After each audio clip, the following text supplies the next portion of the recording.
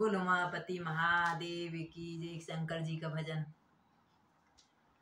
पार्वती जी जिद करती हैं राजा दक्ष के यहाँ जाने का। यज्ञ रचा राजा दक्ष ने तो एक बेटी को नहीं बुलाया। हर एक बेटी पिता के घर जाने की इच्छा करती है, नहीं बुलाया तो जिद करती हैं। तो शंकर जी समझाते हैं।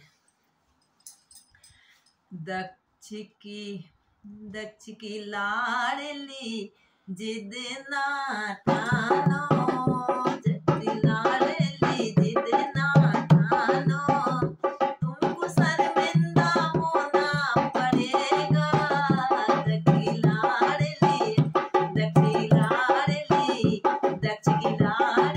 जिद ना ठानो, तुमको शर्मिंदा होना पड़ेगा, तुमको शर्मिंदा होना पड़ेगा।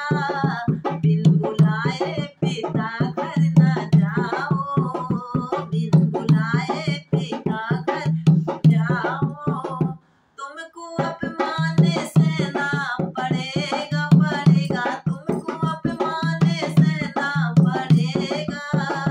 दक्ष की लाडली अबे जिद ठानो, दक्ष की लाडली जिद ना ठानो, तुमको शर्मिंदा होना पड़ेगा, तुमको शर्मिंदा होना पड़ेगा। जो समझते थे तुमको पिताजी, जो समझते थे तुमको पिताजी, देने मंत्र खुशी से बुलाते। जो समझते थे तुमको पिताजी, देने मंत्र खुशी से बुलाते। देख तुमको उन्हें होगी नफरत, देख तुमको उन्हें होगी नफरत। दर्द मन का छुपाना पड़ेगा, दर्द मन का छुपाना पड़ेगा। दक्ष की लाडली जिद ना ठानो, दक्ष की लाडली जिद ना ठानो, तुमको शर्मिंदा होना पड़ेगा, तुमको शर्मिंदा होना पड़ेगा, तुमको शर्मिंदा होना पड़ेगा। इंद्र धनपति सभी आए होंगे, इंद्र धनपति सभी आए होंगे, ठाट देवों के होंगे निराले।